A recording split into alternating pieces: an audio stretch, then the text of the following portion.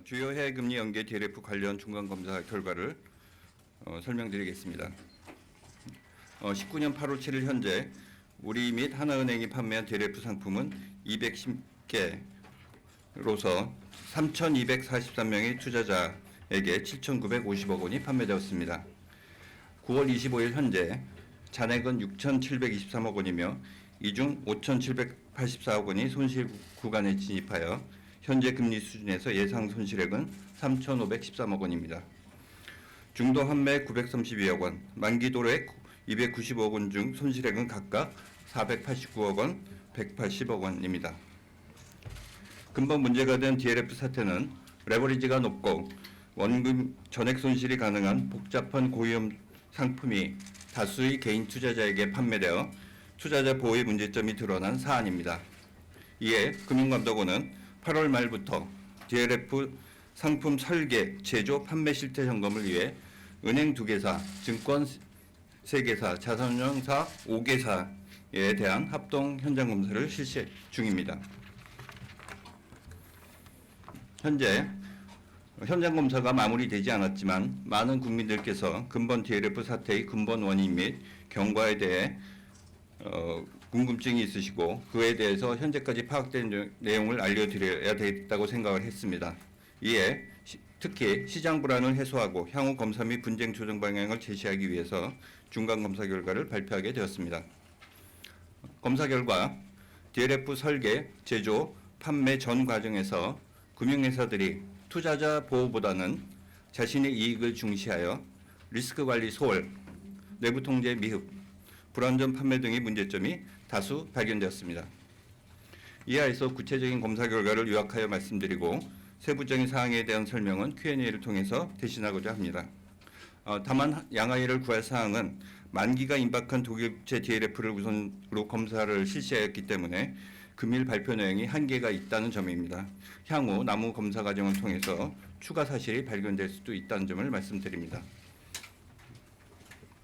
우선 투자자 현황에 대해서 말씀드리겠습니다. 투자자 현황에 대한 분석 결과 DLF 투자자 다수가 소비자 보호가 필요한 대상임을 확인할 수 있었습니다. 보도자료 3, 4페이지를 보시면 되겠습니다. 구체적으로는 개인 일반 투자자의 비중이 92.6%에 달하고 개인 투자자 중에서 65.8%가 최소 투자 금액을 상회하는 1억 원을 투자했습니다. 이 중에 개인 투자자 중에서 60대 이상은 48.4%, 70대 이상은 21.3%로 노후 자금의 안정적 관리가 필요한 고연령층이 다수 투자한 것으로 확인되었습니다. 또한 ELF, DLF 등 유사 금융상품에 대한 투자 경험이 없는 투자자의 비중도 21.8%에 달하고 있습니다. 중간검사 결과를 말씀드리겠습니다. 검사 결과를 말씀드리기 전에 일단 DLF가 판매된 기본 구조를 설명드리겠습니다. 보도자료 5페이지를 보시면 되겠습니다.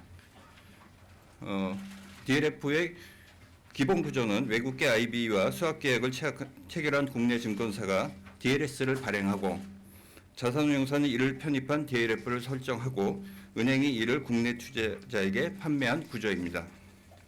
특징적인 점은 동상품이 설계 제조부터 판매에 이르기까지 전 과정이 은행 중심으로 진행이 되었다는 점, 그리고 이때 상품 설계가 은행이 투자자에게 제시할 약정 수익률 기준으로 이루어졌다는 점입니다.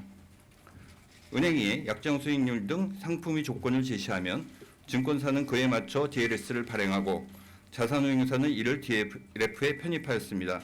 그리고 이러한 과정이 반복되면서 사실상 동일한 편입 자산과 운용 방식을 가진 펀드가 다수 설정되어 투자자에게 판매되었습니다. 그럼 좀 더 구체적으로 검사 결과 확인한 사실을 상품의 설계 제조, 그 다음에 상품의 판매, 그 다음에 창구에서의 불완전 판매 등 3단계로 구분해서 설명드리겠습니다. 첫째, 상품의 설계 제조 단계에서 금융회사들이 투자자 보호보다는 자신의 이익을 중시하는 행태가 발견되었습니다. 8페이지 박스 내용을 보시기 바랍니다.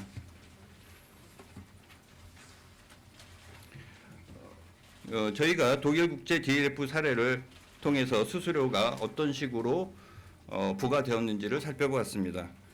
6개월 기준으로 계산한 바에 따르면 금융회사가 받은 수수료의 합계는 4.93%로 투자자가 얻는 약정 수익률 2.2%보다 2.4배 높았습니다.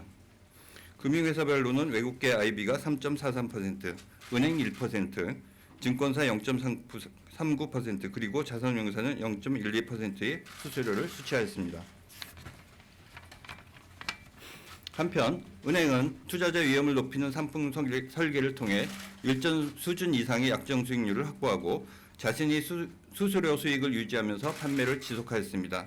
또한 이 과정에서 증권사가 외국계 IB와의 상품 협의 과정에서 투자자 약정 수익률을 낮추는 대신 자신의 수수료를 높이는 사례도 발견할 수 있었습니다. 반면 은행, 증권, 자산운용사 모두 DLF 투자자의 손실 가능성에 대한 자체 검증을 하지 않는 등 투자자를 위한 위험 관리는 소홀히 되었습니다. 두 번째, 상품 판매 단계입니다. 영업과 실적을 우선시한 문화에서 은행이 소비자 보호를 소홀히 한 내용을 다수 확인하였으며 이러한 소비자 보호의 문제점을 적절히 제어할 수 있는 은행 내부의 통제 장치가 결여되었음도 확인하였습니다. 우선 비이자 수익을 강조하는 은행의 판매 정책이 DLF 판매를 확대한 요인으로 작용하였습니다. 이 점에 대해서는 보도자료 12페이지, 13페이지를 참고하시면 되겠습니다. 두 은행 모두 영업범 평가 지표 중 비이자 수익에 대한 배점이 여타 시중은행보다 높았습니다. 그리고 13페이지 사례에서 보시는 바와 같이 두 은행 모두 높은 판매 목표를 설정하고 본점 차원의 달성을 독려하기 위해서 일 단위별 점검을 실시한 것으로 나타났습니다.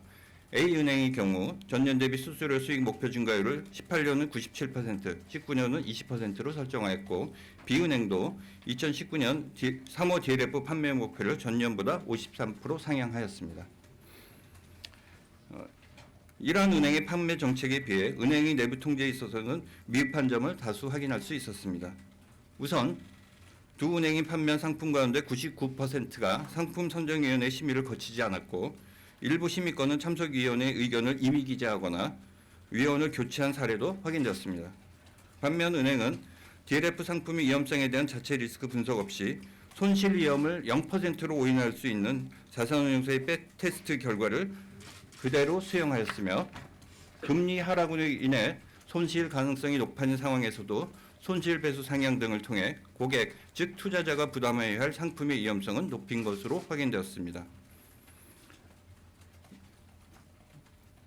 그 다음에 본점, 영업점 판매 직원, 고객으로 이루는 상품 마케팅 과정에서도 불안전 판매를 유발할 수 있는 행태들이 발견되었습니다.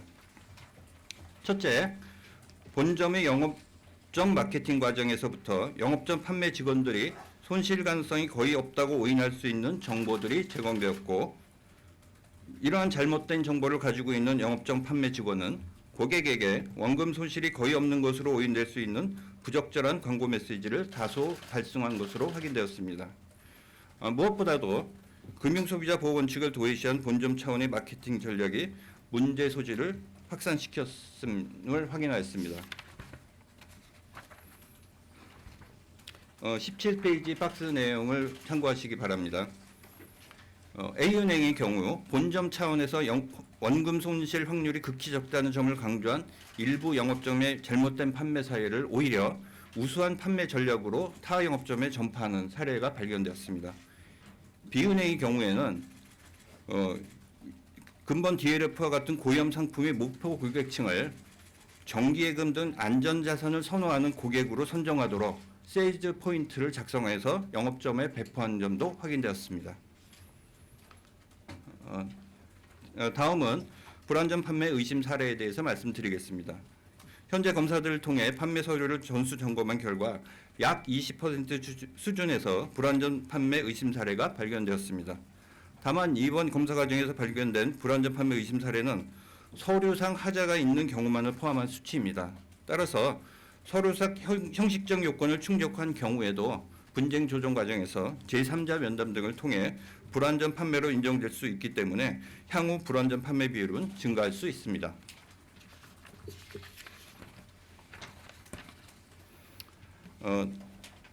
금융감독원의 향후 처리 방안에 대해서 말씀드리겠습니다. 첫째, 아직도 사실관계를 확정해야 할 부분이 많아서 우리 하나은행에 대한 추가 검사를 실시할 예정입니다. 확인된 유기사항에 대해서는 향후 재발 방지를 위해서 엄정하게 조치할 예정입니다. 둘째, 분쟁 조정 처리와 관련해서는 불안전 판매 수준과 투자자의 자기 책임 원칙을 종합적으로 감안하여 손실배상 여부 및 배상 비율을 결정하고 하겠습니다. 셋째, 검사 결과 파악된 최악 요인 등은 개선 방안을 마련하여 관계기관과 협의해서 제도 개선이 이루어지도록 하겠습니다. 끝으로 한 말씀 더 드리겠습니다. 금융감독원은 이번 DLF 사태에 대해 무거운 책임감을 갖고 있으며 투자 손실을 본 투자자에게 심심한 위로의 말씀을 드립니다. 혹자는 왜 그런 상품에 투자했느냐 하는 합리적 판단의 평가를 할 수 있을지 모르겠지만 이러한 투자 손실 가능성은 금융시장이 기울어진 운동장의 속성을 갖고 있기 때문에 어느 국민 누구에게나 발생할 수 있는 것이라고 봅니다. 금융감독원은 피해를 본 투자자들의 말씀에 귀 기울이고 금융시장의 불공정함으로 인해 국민들이 억울함이 없도록 최선을 다하겠다는 말씀을 드립니다. 추가해서 수검 대상 은행에게도 당부 말씀을 드리고자 합니다. 은행이 피해 고객에 대한 사과문은 긍정적으로 평가할 일입니다. 향후 고객 피해 사례가 재발되지 않고 은행이 신뢰를 회복하기 위해서 이러한 말도 중요하지만 무엇보다도 중요한 것은 검사 과정을 통해서 투자자 보호상의 문제점이 객관적으로 드러나고 이에 대한 대책이 마련되는 것입니다. 은행 임직원들께서는 검사 과정에 적극적으로 협조해 주시기를 바라며 분쟁 조정 과정에서도 고객 보호를 최우선시하는 책임감 있는 자세를 보여주시기 바랍니다. 이상으로 발표를 마치겠습니다. 감사합니다.